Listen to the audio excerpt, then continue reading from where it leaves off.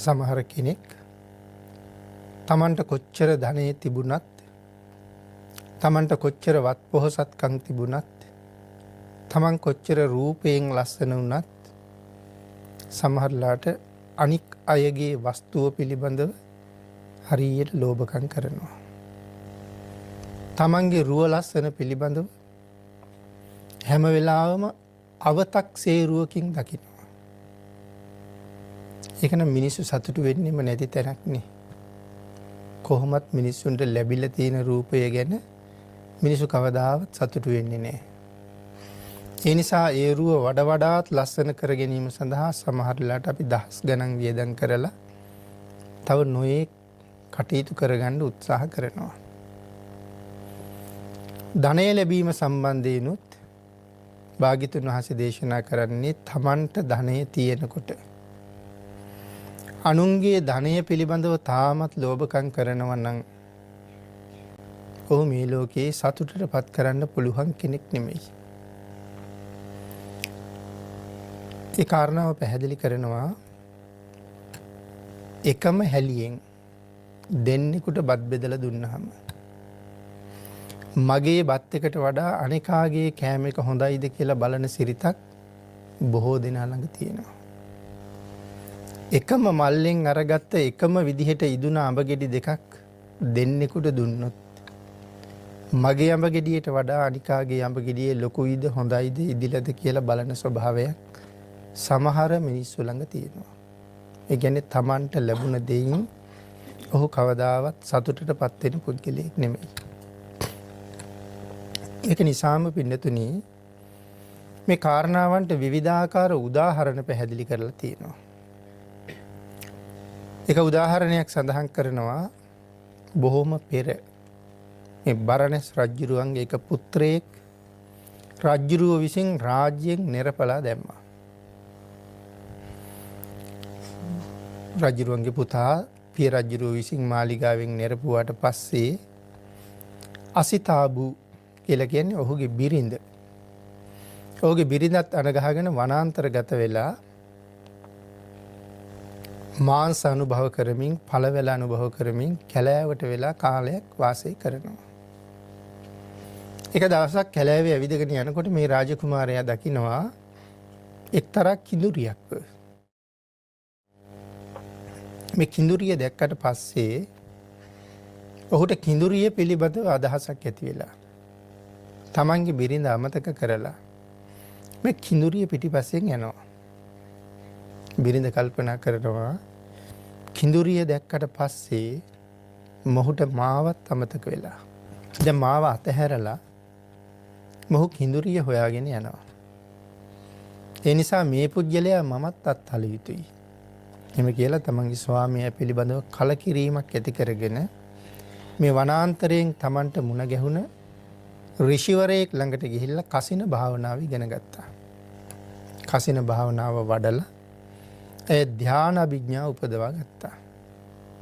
සංසාරේ බොහෝම පින් තිබුණ අය.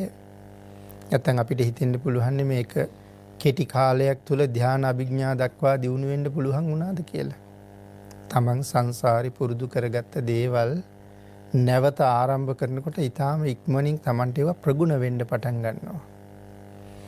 ඒක නෙමේ ශාසනයේ සමහර වෙලාවට භාග්‍යතුන් වහන්සේ ධර්ම දේශනා කරනකොට අපි අවසානයේ අහලා තියෙනවා මේ දේශනාව අවසානයේ මෙච්චර ප්‍රමාණයක් සෝවාන් වුණා. මෙච්චර ප්‍රමාණයක් සකදාගාමි වුණා, අනාගාමි වුණා, අරිහත් වුණා කියලා අපි අහලා තියෙනවා. ඉතින් එහෙම තත්වයන්ටපත් වෙන්න වුන් සංසාරේ කරගත්ත වෙනම සුවිශේෂී කුසල කර්මයක් තියෙනවා.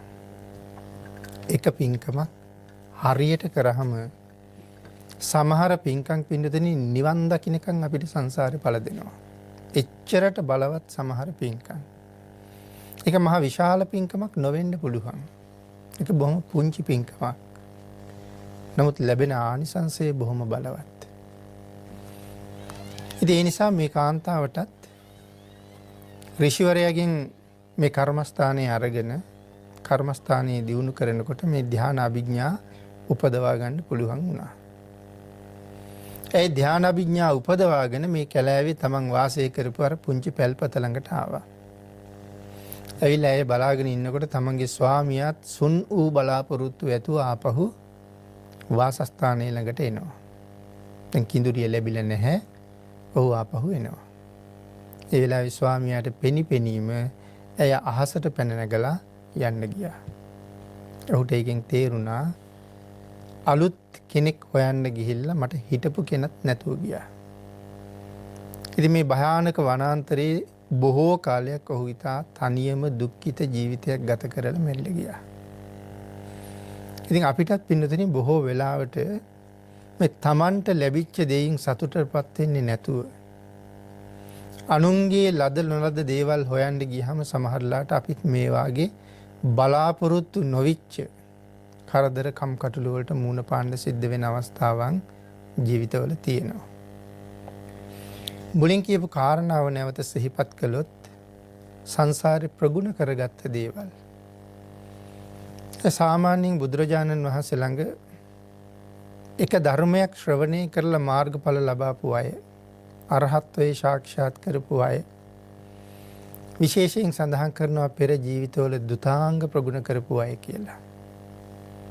මේ ශාසනයේ දුතාංග ප්‍රමාණයක් සඳහන් කරලා තියෙනවා. දුතාංග 13ක් තියෙනවා විශේෂයෙන් සඳහන් කරපු. දුතාංගයක් කියලා කියන්නේ අත්හැරීමක්. ඒක තමන් පෞද්ගලිකව හිතලා සමාදන් වෙන විශේෂ කාරණාවක්. දුතාංගයක් බිඳුණා කියලා පින්නතනි කවදාවත් පව් සිද්ධ වෙන්නේ නැහැ.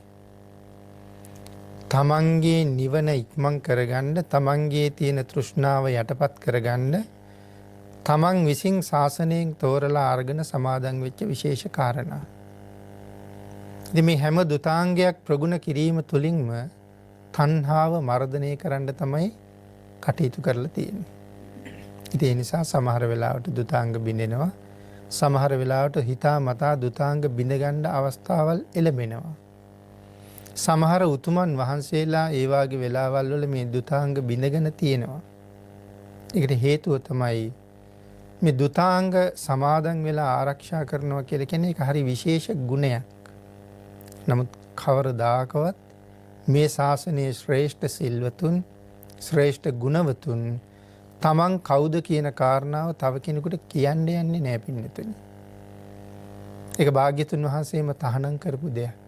කීකරු ශ්‍රාවකයා කවදාවත් තමන් සතු පෞද්ගලික ගුණධර්ම තවත් අයට ප්‍රකාශ කරන්නේ නැහැ. සමහර කෙනෙක් ඇහුවොත් ස්වාමීනි දුතාංගයක් ආරක්ෂා කරනවද කියලා. නැහැ කියන්නේ නැහැ පින්නතුනි, එහෙම වුණොත් බොරුවක් වෙනවා. ඉතින් ඒ කාරණාව මගහරින්න අවස්ථාවක් තමයි හොයාගන්නේ. හොඳ උදාහරණයක් සිහිපත් කළොත් ගුරු හාමුදුරුවෝයි පොඩි හාමුදුරුවෝයි ගමනක් වඩිනවා. තැනක වියක ගත්ත වෙලාවේ පොඩි හාමුදුරුවෝ ගුරු හාමුදුරන්ට දානි පිළිගැන්වුවා. උන්වහන්සේ දානි වැළඳුවා. දානි වළඳලා ඉවර වෙලා උන්වහන්සේ අතත් සෝදලා දතුත් මැදලා දැන් කටත් සෝදලා ඉවරයි. හැබැයි දන් වළඳන්න තාම වෙලා තියෙනවා. ඒ නිසා පොඩි හාමුදුරන්ට ලැබිච්ච බොහොම ප්‍රණීත උක් දඬුවක් උන්වහන්සේ සුද්ධ කරගෙන ඇවිල්ලා ලොකු හාමුදුරන්ගෙන් අහනවා ස්වාමීනි හොඳ උක් කෑල්ලක් හම්බ වෙලා තියෙනවා, කෑල්ලක් වළඳමුද කියලා. ලොකු හාමුදුරුවෝ සඳහන් කළා දැන් ඇති ආයුෂ්මතුනි. තව වතාවක් කිව්වා ස්වාමීනි දන් වළඳන්න තාම වෙලාව තියෙනවා. මධ්‍යාහනයේ ගෙවිලා නැහැ. මේ උක් හරීම ගුණයි කියලා.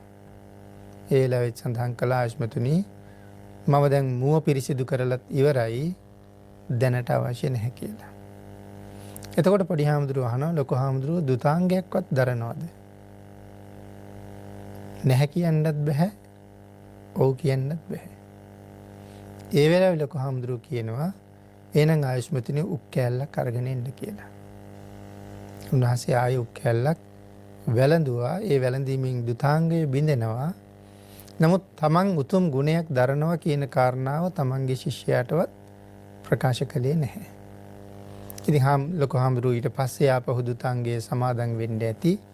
නමුත් දුතාංගයක් බිඳුණා කියලා කවදාවත් පව් සිද්ධ වෙන්නේ නැහැ. මහා කාශ්‍යප මහරහතන් වහන්සේ මේ ශාසනයේ දුතාංගධාරීන් අතර අග්‍රස්ථානයේ දරුවා. දුතාංග 13ම සමාදන් වෙලා වාසය කළා කියලා සඳහන් කරනවා.